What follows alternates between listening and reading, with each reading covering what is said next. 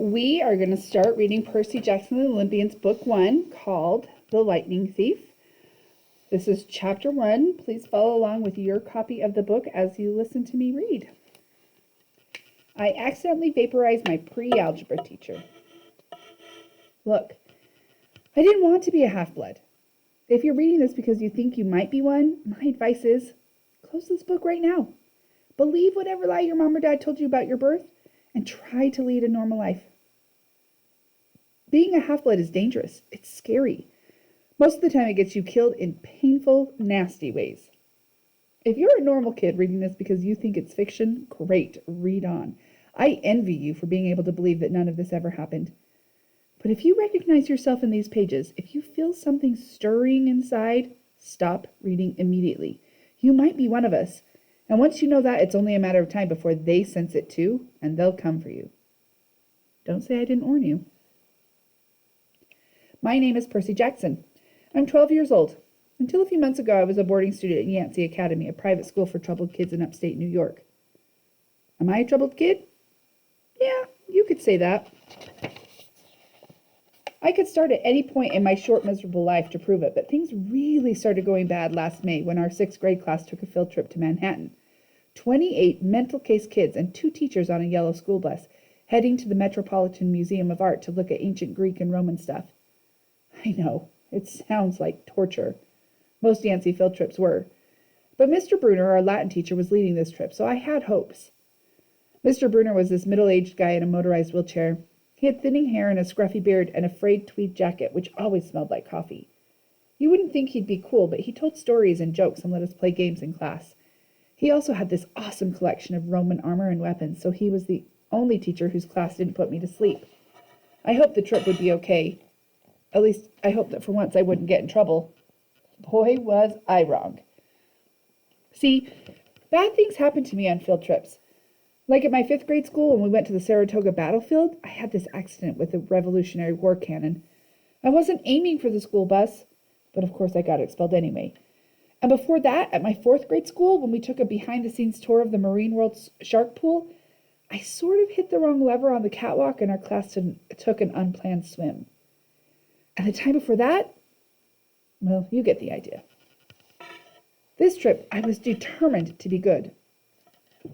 All the way into the city, I put up with Nancy Bobofit, the freckly, red-headed kleptomaniac girl hitting my best friend Grover in the back of the head with chunks of peanut butter and ketchup sandwich. Grover was an easy target. He was scrawny. He cried when he got frustrated.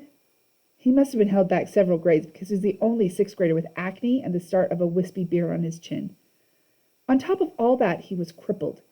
He had a note excusing him from PE for the rest of his life because he had some kind of muscular disease in his legs. He walked funny, like every step hurt him, but don't let that fool you. You should have seen him run when it was enchilada day in the cafeteria. Anyway, Nancy Bobofit was throwing wads of sandwich that stuck in his curly brown hair, and she knew I couldn't do anything back to her because I was already on probation. The headmaster had threatened me with death by in-school suspension if anything bad, embarrassing, or even mildly entertaining happened on this trip. I'm going to kill her, I mumbled. Grover tried to calm me down. It's okay, I like peanut butter. He dodged another piece of Nancy's lunch. That's it. I started to get up, but Grover pulled me back to my seat. You're already on probation, he reminded me. You know who will get blamed if anything happens. Looking back on it, I wish I'd decked Nancy Bobofit. Right then and there, in-school suspension would have been nothing compared to the mess I was about to get myself into. Mr. Brunner led the museum tour. He rode up front in his wheelchair, guiding us through the big, echoey galleries past marble statues and glass cases full of really old black and orange pottery. It blew my mind that this stuff had survived for 2,000, 3,000 years. He gathered us around a 13-foot-tall stone column with a big sphinx on the top and started telling us how it was a grave marker, a steal for a girl about our age. He told us about the carvings on the sides. I was trying to listen to what he had to say because it was kind of interesting, but everybody around me was talking, and every time I told them to shut up, the other teacher chaperone, Mrs. Dodds, would give me the evil eye. Mrs. Dodds was this little math teacher from Georgia who always wore a black leather jacket even though she was 50 years old. She looked mean enough to ride a Harley right into your locker. She had come to Yancey halfway through the year when our last math teacher had a nervous breakdown. From her first day, Mrs. Dodds loved Nancy Bobofit and figured I was devil spawn. She would point her crooked finger at me and say, "Now, honey," real sweet, and I knew I was going to get after-school detention for a month. One time, after she'd made me erase answers out of old math workbooks until midnight, I told Grover I didn't think Mrs. Dodds was human. He looked at me real serious and said, "You're absolutely right." Mr. Brunner kept talking about Greek funeral art. Finally, Nancy Bobofit snickered something about the naked guy on the steel, and I turned around and said, "Will you shut up?" It came out louder than I meant it to. The whole group laughed. Mr. Brunner stopped his story.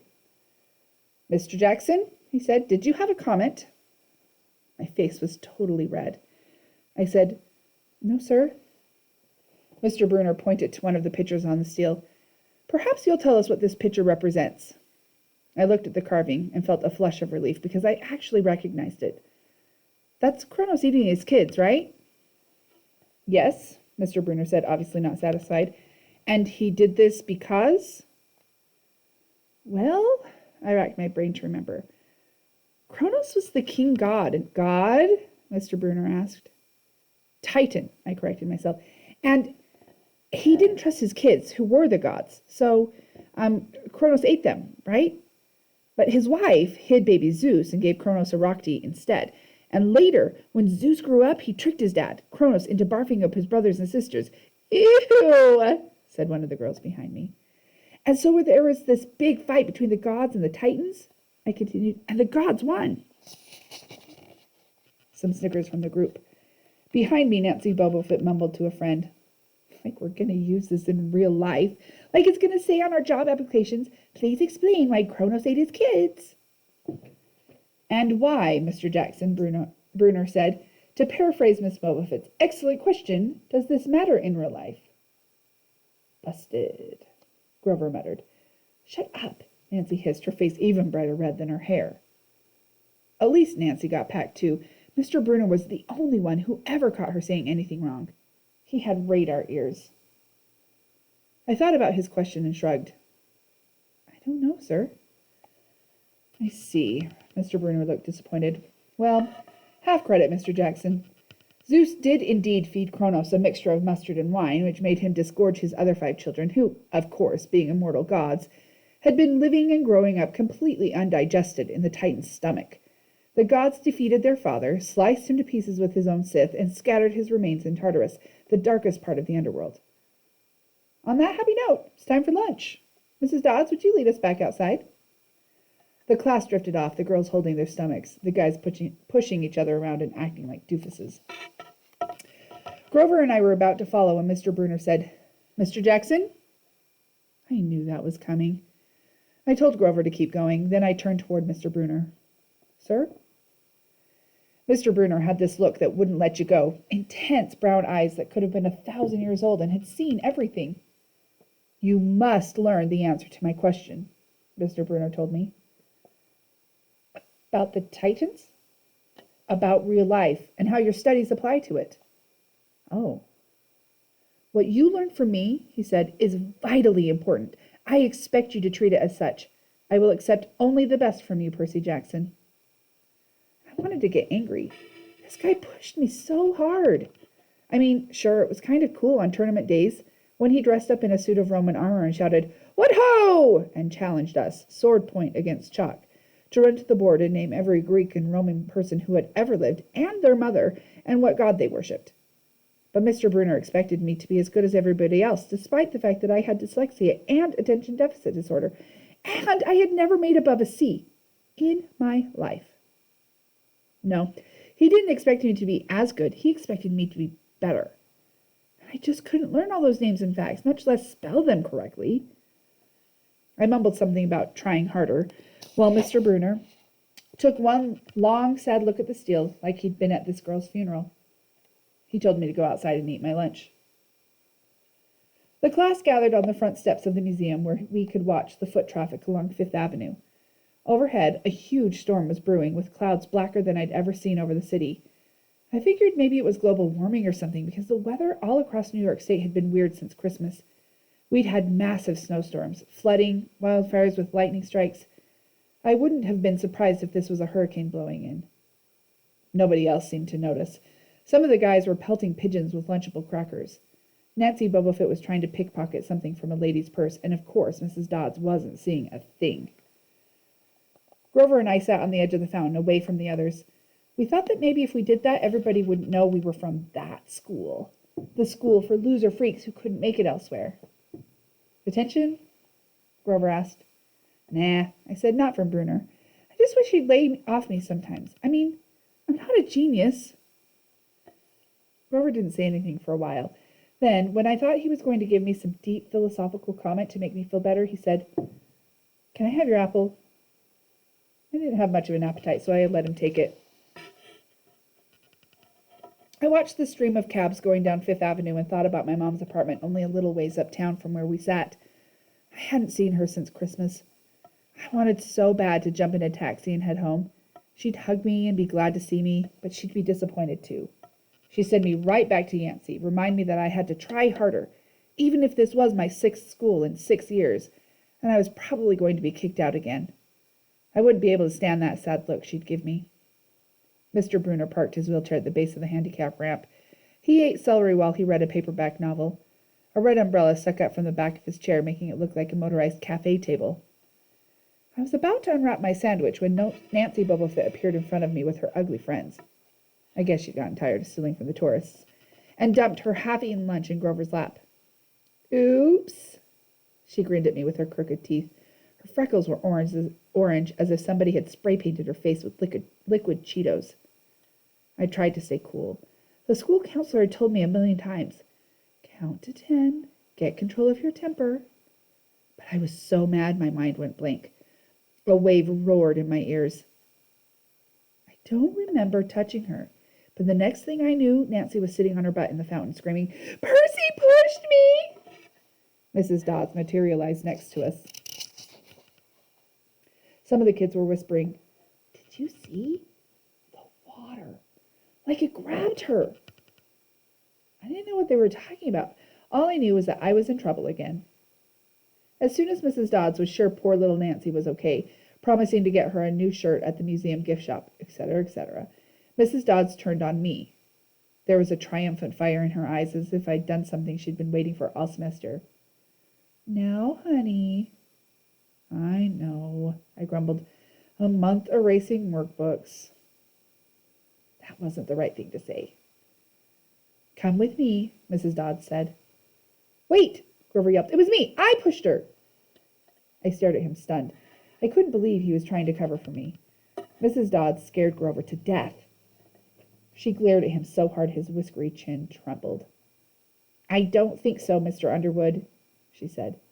But you will stay here. Grover looked at me desperately. It's okay, ma'am, I told him. Thanks for trying. Honey, Mrs. Dodds barked at me. Now! Nancy Bumblefoot smirked. I gave her my deluxe, I'll kill you later stare. Then I turned to face Mrs. Dodds, but she wasn't there. She was standing at the museum entrance, way at the top of the steps, gesturing impatiently at me to come on. How'd she get there so fast? I have moments like that a lot, when my brain falls asleep or something, and the next thing I know I've missed something, as if a puzzle piece fell out of the universe and left me staring at the blank place behind it. The school counselor told me this was part of the ADHD, my brain misinterpreting things. I wasn't so sure. I went after Mrs. Dodds. Halfway up the steps, I glanced back at Grover. He was looking pale, cutting his eyes between me and Mr. Brunner like he wanted Mr. Brunner to notice what was going on. But Mr. Brunner was absorbed in his novel. I looked back up. Mrs. Dodds had disappeared again. She was now inside the building at the end of the entrance hall. Okay, I thought, she's going to make me buy a new shirt for Nancy at the gift shop. But apparently that wasn't the plan. I followed her deeper into the museum. When I finally caught up to her, we were back in the Greek and Roman section. Except for us, the gallery was empty. Mrs. Dodds stood with her arms crossed in front of a big marble frieze of the Greek gods. She was making this weird noise in her throat, like growling. Even without the noise, I would have been nervous. It's weird being alone with a teacher, especially Mrs. Dodds. Something about the way she looked at the frisée as if she wanted to pulverize it. "You've been giving us problems, honey," she said. I did the safe thing. I said, "Yes, ma'am." She tugged on the cuffs of her leather jacket. "Did you really think you would get away with it?" The look in her eyes was beyond mad. It was evil. "She's a teacher," I thought nervously. "It's not like she's going to hurt me." I said, I'll try harder, ma'am." Thunder shook the building. "We are not fools, Percy Jackson," Mrs. Dodds said. "It was only a matter of time before we found you out. Confess, and you will suffer less pain." I didn't know what she was talking about. All I could think of was that the teachers must have found the illegal stash of candy I'd been selling out of my dorm room. Or maybe they'd realized I got my essay on Tom Sawyer from the internet without ever reading the book, and now they were going to take away my grade. Or worse, they were going to make me read the book. "Well?" she demanded. "Ma'am, Your time is up," she hissed. Then the weirdest thing happened. Her eyes began to glow like barbecue coals. Her fingers stretched, turning into talons. Her jacket melted into large leathery wings. She wasn't human. She was a shriveled hag with bat wings and claws and a mouth full of yellow fangs, and she was about to slice me to ribbons. Then things got even stranger. Mr. Brunner, who'd been out in front of the museum a minute before, wheeled his chair into the doorway of the gallery, holding a pen in his hand. "What ho, Percy!" he shouted, and tossed the pen through the air. Mrs. Dodd lunged at me. With a yelp, I dodged and felt talons slash the air next to my ear. I snatched the ballpoint pen out of the air, but when it hit my hand, it wasn't a pen anymore. It was a sword. Mr. Brunner's bronze sword, which he always used on tournament days. Mrs. Dodd spun toward me with a murderous look in her eyes.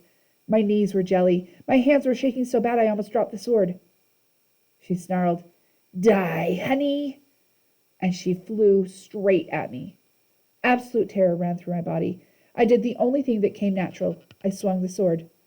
The metal blade hit her shoulder and passed clean through her body as if she were made of water. Mrs. Dodds was a sandcastle in a power fan. She exploded into yellow powder, vaporizing on the spot, leaving nothing but the smell of sulfur and a dying screech and a chill of evil in the air, as if those two glowing red eyes were still watching me. I was alone. There was a ballpoint pen in my hand. Mr. Brunner wasn't there. Nobody was there but me. My hands were still trembling. My lunch must have been contaminated with magic mushrooms or something. Had I imagined the whole thing? I went back outside. It had started to rain. Grover was sitting by the fountain, a museum map tented over his head. Nancy Bobofit was still standing there, soaked from her swim in the fountain, grumbling to her ugly friends. When she saw me, she said, "I hope Mrs. Kerr whipped your butt." I said, "Who?" "Our teacher. Duh." I blinked. We had no teacher named Mrs. Kerr. I asked Nancy what she was talking about. She just rolled her eyes and turned away. I asked Grover where Mrs. Dodds was. He said, "Who?" But he paused first, and he wouldn't look at me, so I thought he was messing with me. "Not funny, man," I told him. "This is serious." Thunder boomed overhead. I saw Mr. Brunner sitting under his red umbrella, reading his book as if he'd never moved. I went over to him. He looked up a little distracted. "Ah, that would be my pen. Please bring your own writing utensil in the future, Mr. Jackson." I handed Mr. Brunner his pen. I hadn't even realized I was still holding it. "Sir," I said, "where's Mrs. Dodds?" He stared at me blankly. "Who?" "The other chaperone, Mrs. Dodds. The pre-algebra teacher." He frowned and sat forward, looking mildly concerned. "Percy, there is no Mrs. Dodds on this trip. As far as I know, there has never been a Mrs. Dodds at Yancey Academy. Are you feeling all right?"